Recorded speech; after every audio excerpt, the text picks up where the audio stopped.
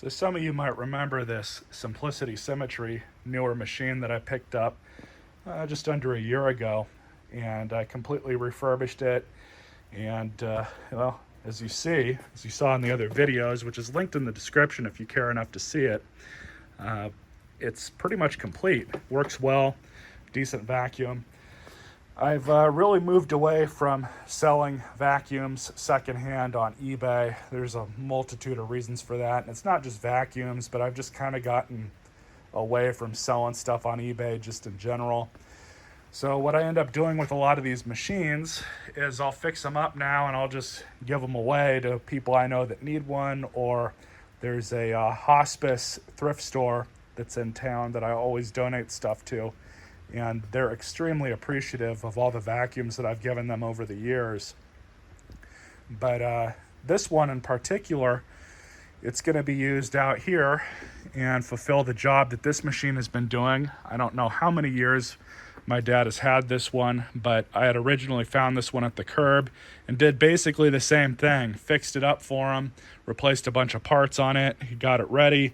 And he's been using it out here, and this is an industrial environment. You know, there's metal shavings, nuts and bolts that get dropped on the ground, all kinds of crap that your normal household vacuum really shouldn't be picking up. These machines are not direct air, meaning the fan is not right behind the brush roll, basically. They're bypass machines. So they work great for environments like this, where something like a nut or a bolt or a screw is not going to break it. Really, the most it's going to do is rattle around in here, and then if it gets sucked up into the bag, there you go. But all I'm going to do with this machine is basically take the bag out of it, clean up the inside compartment. We're going to inspect the brush roll, pull the bottom plate off, and just have a look in there, clean all that out. And then I'm really just going to mothball this thing, because a lot of the parts off of this unit will work on that one. So I'm just going to save it. But this is the reason why I am even bothering replacing this for him. Plug it in. It's making a bunch of bearing noise.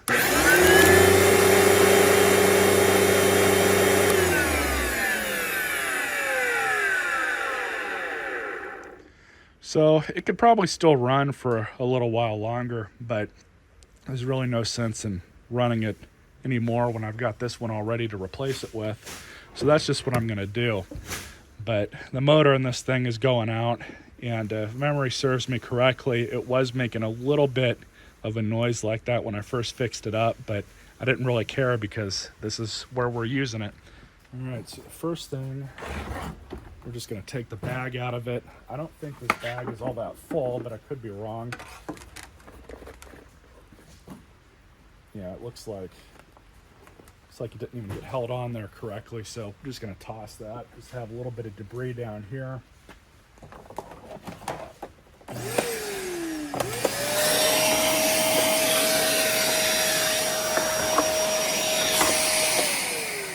And we'll clean up this filter as well.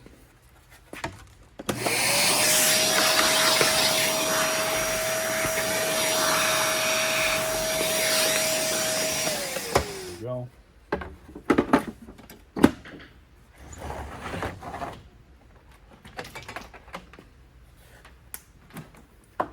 And you'll see that a lot of these tools still have the labels on them, because that's when I replaced them. They're brand new.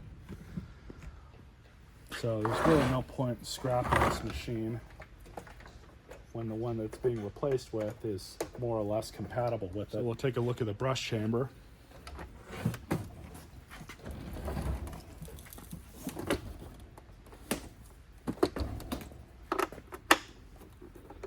It's been a while since I've been into this. I think I replaced the belt on it a couple years ago,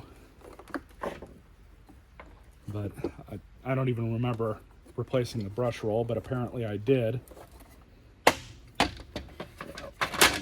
This brush roll is fine for the most part.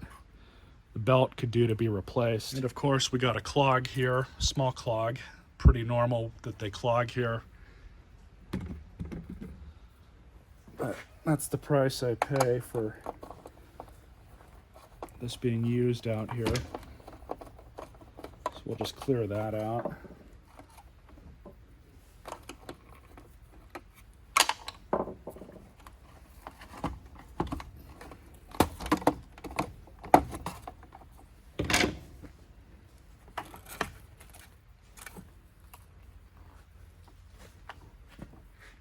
The rest of it's good.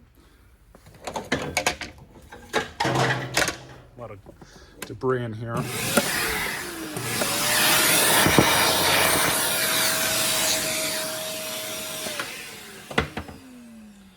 not even going to bother keeping this belt.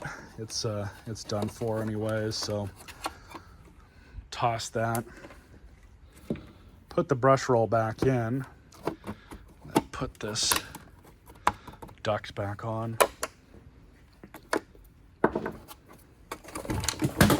And I'll clean this up before we stick that back on as well.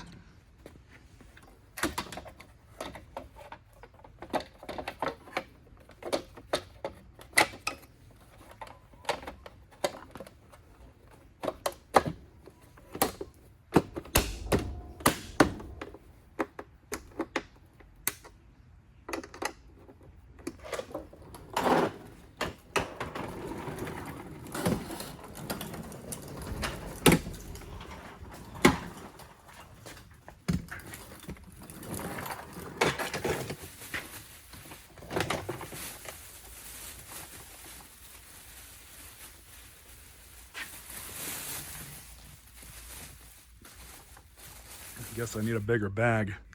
That'll work fine for now.